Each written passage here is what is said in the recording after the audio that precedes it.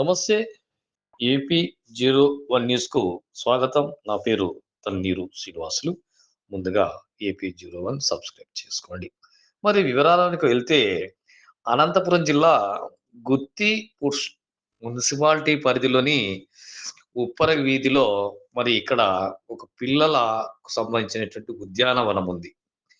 ఈ ఉద్యానవనానికి మొట్టమొదట 2013 సంవత్సరం 11 నెలలో అప్పటి ఎమ్మెల్యే మధుసూదన్ గుప్తా రూ. 7,50,000 వ్యయంతో తొలి శంకుస్థాపన చేశారు. తొలి శంకుస్థాపన అంటే మరి ఏమిటో మీరు అనుకోవచ్చు. తిరిగి మరి జితేంద్ర గౌడ్ హయాంలో కూడా రెండోసారి శంకుస్థాపన చేశారు. అంటే జాప్యం జరగడం వల్ల 2013లో శంకుస్థాపన జరిగితే మధుసూదన్ గుప్తా తర్వాత 6 సంవత్సరాల తర్వాత 2019లో అప్పటి ఎమ్మెల్యే రెండోసారి శంకుస్థాపన చేసినటువంటి శిలాఫలకాన్ని కూడా మీరు చూడవచ్చు. మరి ఈ ఉద్యానవనానికి ముందు ఒక స్పాట్ డెలివరీ ట్యాంక్ ఉంది. చాలా అధ్వానంగా తయారైంది. దీనికి ముందరే ఉన్నటువంటి మరి బోరుకు వేసినటువంటి వైరు అంతా కూడా నేలపైనే విద్యుత్ తీగలు ఉండడం వల్ల చాలా ప్రమాదకరంగా ఉందని స్థానికులు ఆందోళన వ్యక్తం చేస్తున్నారు. ఇటువంటి నేపథ్యంలో మరి ఈ యొక్క పిల్లల ఉద్యానవనం శాఖ అని పేరు పెట్టారు గానీ, మరి సాయంత్రం పూట విద్యార్థులు, పిల్లలు అందరూ కూడా మరి ఇక్కడికొచ్చి వ్యాయామం అవి ఇవి కూడా చేస్తుంటారు. మన ప్రత్యేకత ఏమిటంటే ఇక్కడ చీకటి పడితే చాలు మందుబాబుల యొక్క చిందులు వేస్తారు, కేరింతలు కొడతారు, మద్యం బాటలతో హల్చల్ చేస్తారని చుట్టూ ప్రక్కన ఉన్నటువంటి ప్రజానీకం ఆందోళన వ్యక్తం చేస్తోంది. మరి రాత్రిపూట 10 గంటల వరకు కొనసాగేటువంటి ఈ వ్యవస్థలో మాకు అవస్థ కొనసాగుతుందని చెప్పి మరి ప్రజానీకం ఆందోళన వ్యక్తం చేస్తోంది. ఈ నేపథ్యంలో మరి ఈ యొక్క పిల్లల ఉద్యానవనాన్ని ఏర్పాటు చేసినప్పటి నుంచి ఇప్పటి వరకు కూడా మున్సిపాలిటీ అధికారులు ఎటువంటి జాగ్రత్తలు తీసుకోవడం లేదు. నెలకు ఒకసారి చెత్త చెదారాన్ని కూడా మరి శుభ్రత పరచడం లేదు. అటువంటి నేపథ్యంలో మరి ఉద్యానవనం వైపు చుట్టూ కూడా చెత్త చెదారంతో పాటు మద్యం బాటళ్ళు దర్శనమిస్తున్నాయి. ఈ యొక్క ఉద్యానవనం చుట్టూ 3 వైపులా ఉన్నటువంటి గృహాలలో ఉన్నటువంటి చెత్తను కూడా ఈ ఉద్యానవనం మూలల్లోనికే వేస్తున్నారు. ఇటువంటి నేపథ్యంలో ఈ చెత్త చెదారం మరి మద్యం ప్రియుల యొక్క కేరింతలు మరి దీని నేపథ్యంలో చాలా ఇబ్బందికరంగా మారిందని సమీప గృహాలకు చెందినటువంటి వారు కూడా నిరసన వ్యక్తం చేస్తున్నారు.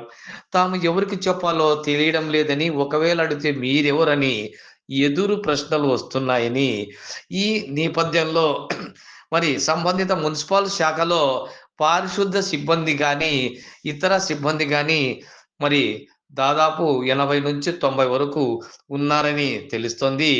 వారిలో కనీసం రోజుకు ఒకరు ఇద్దరిని కానీ పారిశుద్ధ సిబ్బందిని ఇక్కడ కేటాయించడం, సాయంత్రం 6-8 గంటల వరకైనా ఈ పార్కులో పిల్లల ఉద్యానవనంలో మద్యం బాబులు అంటే మద్యం ప్రియులు మద్యాన్ని తాగకుండా చూసుకోవాల్సిన బాధ్యత, ఆవశ్యకత ఎంతైనా ఉందని ఈ నేపథ్యంలో మరి మున్సిపల్ అధికారులు కానీ, సంబంధిత సిబ్బంది కానీ వీటిలో పర్యవేక్షించడంలో వైఫల్యం చెందుతున్నారే కానీ, సఫలీకృతం చెందడానికి కానీ, పరిశీలించడానికి గానీ మరి ఎవ్వరు కూడా ఆస్కారమే లేకుండా అయిపోయిందని ఇందుకు సంబంధించి మున్సిపాలిటీ పరిధిలో, మున్సిపాలిటీ సారథ్యంలో, మున్సిపాలిటీకి చెందినటువంటి శాఖ చేపట్టినటువంటి పిల్లల పార్కుకు 7.5 లక్షల రూపాయలు వ్యయం చేసి వెచ్చించి నిర్మించిన ఇందులో మళ్ళీ పర్యవేక్షించకపోవడం, అజమాయిషీ చేయలేకపోవడం మరి ఇటువంటివి కూడా నిరుపయోగమైనటువంటి విధానాన్ని మరి శంకించవలసి వస్తుందని, లక్షలు వెచ్చించి నిర్మించిన ఇటువంటి పార్కులో పర్యవేక్షణ లేకపోవడము ఎందుకో అర్థము కావడం లేదని పలువురు అభిప్రాయం వ్యక్తం చేస్తున్నారు. మరి ఈ నేపథ్యంలో మళ్ళీ పూర్వపరాలను మీరే చూడండి. మరి మద్యం బాబులకు రాత్రిపూట విడిదిగా ఉండడం న్యాయమా? లేకపోతే పిల్లల కోసం ఏర్పాటు చేసినటువంటి ఈ ఉద్యానవనంలోనే విద్యార్థులకు మాత్రమే ఉండే విధంగా మరి మున్సిపాలిటీ అధికారులు సిబ్బందిని పర్యవేక్షడానికి ఉంచుతారా? లేదా? అనేది ఒక విధానమైనటువంటి మరి పర్యవసనం జరుగుతోంది. ఇందులో భాగంగా కనీసం గేట్లు కూడా వేయకపోవడం, మరి గేట్లు పగలు, రాత్రి తెరిచి ఉండడం, ప్రక్కనున్నటువంటి తోసుకొని వెళ్ళేటువంటి గేట్ కూడా స్ట్రక్ అయిపోవడం.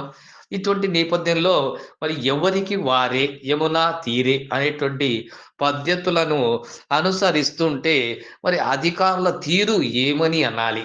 మరి సిబ్బందిని నియమించకపోతే ఎలా? పర్యవేక్షణ చేయకపోతే ఎలా?